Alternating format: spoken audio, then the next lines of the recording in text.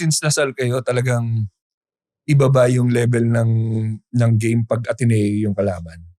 Kasi nakasama natin si Tolentino. Arvin Tolentino. Si Arvin.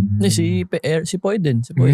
Talagang sa dugout pa lang. Talo tayo sa lahat. Wag lang sa... Yes. Dasal. 100%. Ganun Ganun din po. Yan po ang palaging Bakit kaya, no? Nag-start mo yung rivalry yun. Siguro sila, Kuya Rico pa po. Yun yung time talaga na so talagang mainit talaga yung yung Ateneo Lasal. Pero yun po talaga yung time ko, yun talaga naririnig ko.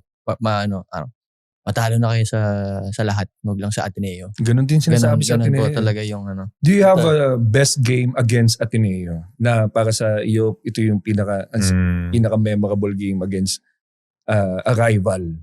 Sa akin po, di naman sa nagyayabang. Pero parang yung mga best games ko kahit papaano, hindi siya scoring wise, pero I would score probably mga 7-8 points. Pero parang more of like nandun ako sa game, dumidepensa ako na iikot ko yung kailangan namin ipatakbo. Takbo. So, yun sa Ateneo talagang, ewan ko rin, parang ang sarap din kasi maglaro kapag Ateneo. Mas maraming nanonood yan eh. Iba parang pag nakita mo sa Araneta sa MOA, kalahati talaga yung blue, kahati yung green. Tapos yung Kantsawan, pag narinig mo na yung chants, iba na eh.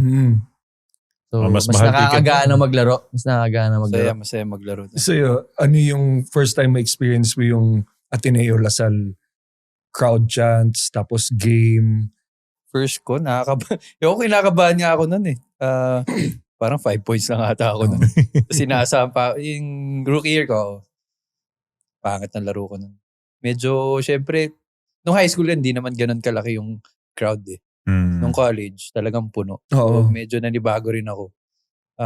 Tight yung feeling. Pero, masaya. Parang gusto mo lagi mag-perform dun sa ganung level ng laro. Sino bang rival player nyo from Ateneo na parehong position mo na kabantayan mo? Yung rookie year ko, kabantayan ko sila sa Ateneo si Chongson. Opo. Tapos 2 years ko ata, 2012, 2013, 2014, sino ba? 14, Elorde. sino ba? Sila na, Nico Elorde. Si Nico kasi talaga matibay kasi talaga si Nico pang balyahan, yung literal pang balyahan si Nico. Nasaan na siya ngayon? Yung katawan nun, parang lahat ang titigas eh. MPBL ba siya? MPBL. Jensen. Ikaw, sinong kabantayan mo nung time na yan? Sila na yan. Sa Ateneo po, no? Sa Ateneo. Sa Ateneo. Sila Matt Nieto. Si Matt, kasabay ko yan buong 5 years. Si Matt, si Anton Nasischo, teammate ko ngayon sa Rainier siya. Nagkasama kayo ngayon? No, yun yung kabantayan ko pag Ateneo. Thank you for watching Balyahan with GB and RDO, powered by Sports Plus, the official gaming partner of the Philippine Olympic Committee. Kung nagustuhan mo ang napanood mo, here's some more videos. Huwag mo rin kalimutang mag-like, comment at subscribe para lagi kang first dibs sa bagong videos ng Balyahan.